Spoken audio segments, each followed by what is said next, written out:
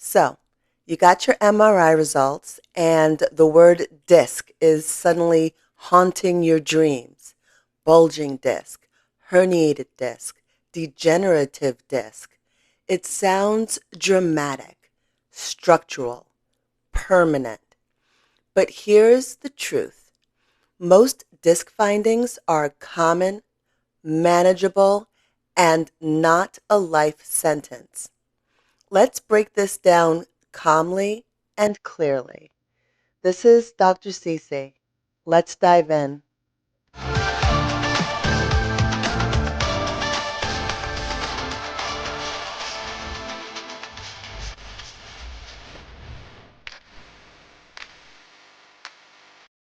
Think of your spinal discs as little shock absorbers between each vertebrae so that you can run and jump and play. They allow the spine to bend, twist, and remain stable. They act as cushions between each vertebrae, maintaining the necessary space for spinal nerves to exit the spinal column without compression. When a disc bulges or herniates, it loses this space, often pinching the surrounding nerves. They have a tougher outer ring membrane called the annulus fibrosus and a softer jelly-like center called the nucleus pulposus. Their job? Well, it's to absorb load, allow movement, and keep the spine flexible. They are not fragile marshmallows. They are adaptable tissue designed to handle pressure. There are three types of main disc issues that you may encounter on an MRI report: DDD, a bulging disc, or a herniated disc. Let's take a look at each one. DDD stands for Degenerative Disc Disease. It basically represents age-related wear and tear on spinal discs, causing chronic back or neck pain. It's not a true disease, but a condition involving disc degradation. I know that sounds harsh, but the disc basically dries out and shrinks and loses its height and cushioning. This often results in stiffness, pain from nerve irritation, or spinal instability. This condition is very common to almost everyone. A conservative approach is strongly recommended, one that involves physical therapy to help strengthen core and back muscles. Some may opt for anti-inflammatory drugs, NSAIDs, muscle relaxers, or steroid injections around the affected nerves or joints to help reduce inflammation if the pain becomes overwhelming. Lifestyle changes are also strongly recommended: losing any excess weight, improving posture, and engaging in low-impact exercises like walking, swimming, and yoga. Surgery and procedures like spinal fusion are usually reserved as a last-ditch effort, reserved for severe, chronic pain that does not respond to any other treatment.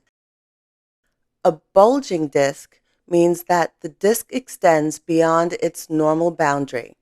It's like a hamburger patty that's slightly wider than the bun, but the outer layer is still mostly intact. It's primarily caused by age-related wear and tear, or a series of micro-traumas like gardening, lifting, working, or even sitting all day in a poor posture, something your body does not like. It can also be caused by a macro trauma or injury like a fall or a car accident. And it can be caused by lifestyle factors like excessive smoking, obesity, and sedentary lifestyles. Most cases improve with conservative, non-surgical treatment like physical therapy, chiropractic care, medication, and rest.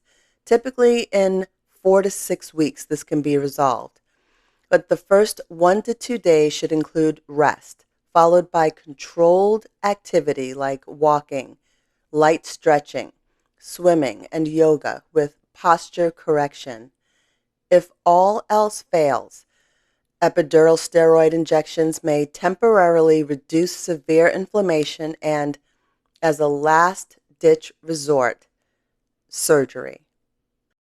A herniated disc means that part of the inner material pushes through a tear in the outer layer. Think jelly pressing outward in a jelly donut. Let's take a closer look at the different stages of a herniated disc. The first stage is a prolapsed or bulging disc, where the inner gel-like nucleus pushes against the outer layer, causing the disc to bulge or protrude. Now, while often used interchangeably to describe a spinal disc issue, a prolapsed and bulging disc are technically different stages of disc degeneration. A bulging disc involves the outer layer staying intact while pushing out, whereas a prolapsed disc is often considered a type of herniation, where the inner material protrudes through a tear in the outer layer. The disc material remains inside the space, but the outer wall weakens, causing mild nerve pressure, pain, or numbness. This stage often causes the first onset of pain or tingling, especially if the bulge touches a nearby nerve root. Extrusion is the next phase. The nucleus breaks through the outer layer of the disc, but remains attached to the disc, often leading to intense pain, shooting sensations, and significant nerve compression.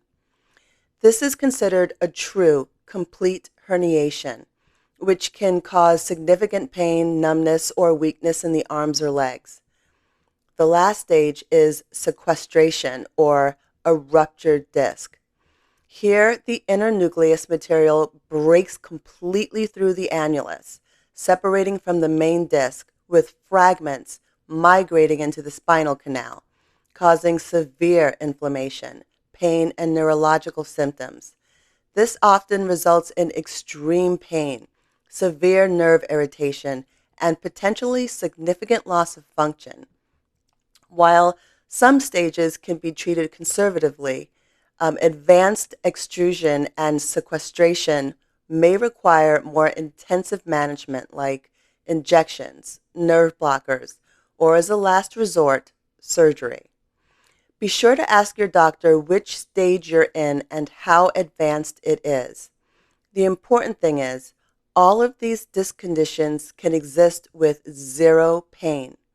Studies show many people walking around pain-free have disc degeneration, bulges, or herniations on their MRIs. The disc finding alone does not equal suffering. Discs become symptomatic when they irritate a nearby nerve, trigger inflammation, combine with movement sensitivity, or occur in a nervous system that's already on high alert. Common symptoms include localized back pain, leg pain or arm pain, numbness or tingling, and occasional weakness. But even then, discs can calm down. Discs are living tissue. They can reabsorb material. They can remodel. The body is not brittle. It adapts. Words like slipped, blown, or ruptured disc create fear. Discs don't slip out like soap bars in a shower. Your spine is usually a stable, layered system of ligaments, joints, muscles, and discs working together. Fear tightens muscles. Tight muscles increase load. Increased load increases pain. Reassurance is not denial. It's nervous system medicine. There are 7 things that actually help. The first one is gradual movement, not bed rest, not panic. Gentle, progressive loading helps discs recover. 2 is walking. Walking is one of the most underrated disc rehab tools out there. 3, directional preference exercises. Some people feel better bending backward. Some feel better bending forward. Your body will usually tell you what you prefer. 4. Reduce inflammatory load with proper sleep, stress management, and of course, hydration. 5. Strengthen over time because stronger tissues tolerate load better. Exercise to maintain a strong core to help support the spine. 6. Lifting technique. Always lift with your legs, not your back.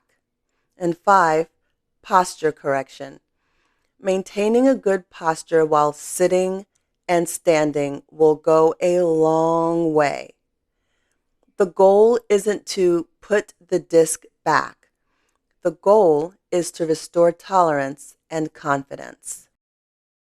When to seek professional help? Well, urgent evaluation is necessary if you have progressive weakness, loss of bowel or bladder control, or severe numbness in the saddle region.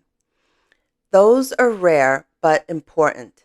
Initial treatment should always be conservative. Pain injections or surgery may be required as a last resort if symptoms persist. But most disc issues improve significantly on their own within weeks to months with proper treatment focusing on active recovery, light rest with gentle activities like, again, walking and swimming, yoga, physical therapy, and pain management. Up to 90% of cases improve within 6 months through non-surgical conservative treatments. The body heals by reabsorbing the herniated material, called reabsorption, and reducing inflammation, with symptoms subsiding, again, in about 4 to 6 weeks on average with proper care. Your MRI is a snapshot. Your body is a dynamic system. A disc finding is information.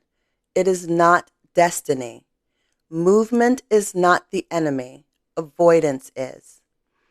If this helped you understand your spine a little better, share it with someone who's scared of their MRI report. Your spine is a lot stronger than you think. Like and subscribe to the channel for more content on posture, movement, and your nervous system. Videos drop weekly. This is Dr. CC. See you next video.